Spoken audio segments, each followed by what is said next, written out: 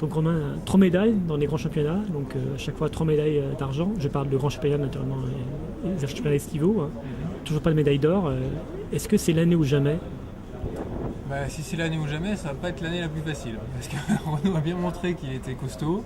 Un perchiste qui a 9 victoires d'affilée, quand même, ça s'est pas vu depuis un bout de temps. Donc voilà, franchement, le favori, c'est lui. Donc pour l'instant, je suis pas parti pour une médaille d'or. Voilà, j'avoue, je suis parti pour une médaille d'argent encore. Voilà, c'est vrai que c'est le minimum pour lequel je vais me battre pour défendre cette médaille.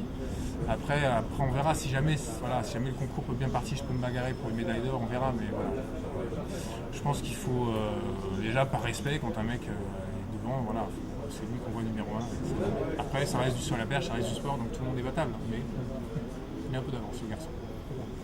Donc tu as connu donc, les grands duels, on va dire, franco-russes, les grands duels franco-allemands aussi.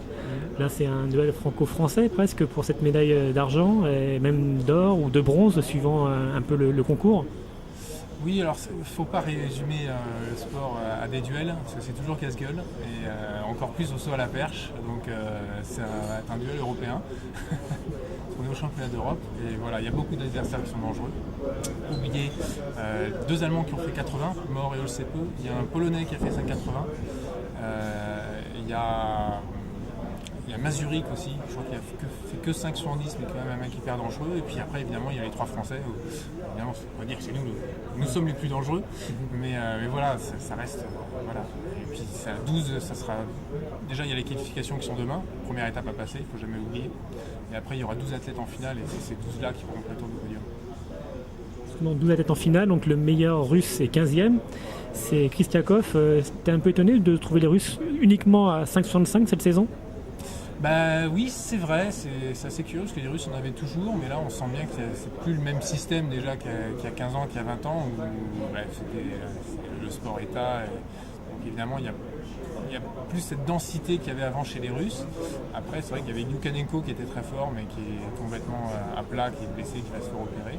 C'est vrai que c'est assez étonnant, mais voilà, qu'il soit à 5,65, un Russe peut sortir 5,80 aussi, hein, je ne le connais pas, je ne sais pas trop ce qu'il a fait, quel est son potentiel, je n'ai pas fait très attention à ça, mais c'est vrai que les choses évoluent, et dans le sport et dans la perche aussi. Il y avait une époque, c'était les Russes qui dominaient, une époque les Américains, maintenant les Français, on pointe à nouveau notre nez, il y avait les Allemands qui étaient bons, puis moins bons, donc on voit que les choses évoluent, et ça évolue un petit peu avec la géopolitique aussi, c'est ça qui est intéressant, peut-être aller loin là-dessus, mais voilà, à l'époque, les Américains étaient devant, c'était plus nombreux, c'est un peu le sport fun, etc. Puis il y a eu les Russes qui ont cherché à faire des médailles de manière très scientifique, très carrée, et puis là, ils ont pris les athlètes comme du bêta, ils ont formé des perchistes à tout venu.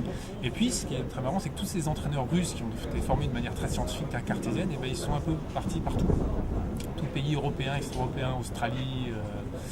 Et donc du coup, des perchistes sont venus de n'importe quel pays, donc ça donne une densité beaucoup plus importante. Et c'est là-dessus qu'on est ces dernières années, c'est-à-dire qu'une densité serait importante, des performances, un trio de tête qui est moins performant, mais ça donne des choses quand même intéressantes.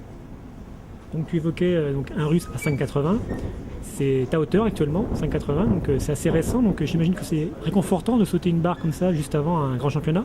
Oui, c'est important, c'est pas nécessaire, mais c'est important. Rester sur 5,70 avant un grand championnat, c'est jamais rigolo, même si maintenant avec l'expérience je sais ce que je peux faire en grand championnat avec cette barre-là, et je sais pourquoi j'étais resté à 5,70, mais ça permet d'arriver là en disant voilà, j'ai la deuxième performance européenne ex aequo avec 2-3 autres perchistes, donc je suis parti pour être médaille d'or. Le lapsus qui tue, putain, je me défoncer dessus. Non, qui fait gagner. Voilà, qui fait gagner, qui fait sur le podium. Merci, je pourrais conclure là-dessus parce que c'était plutôt sympa. Ouais, ça marche, on conclut là-dessus. Alors. Merci.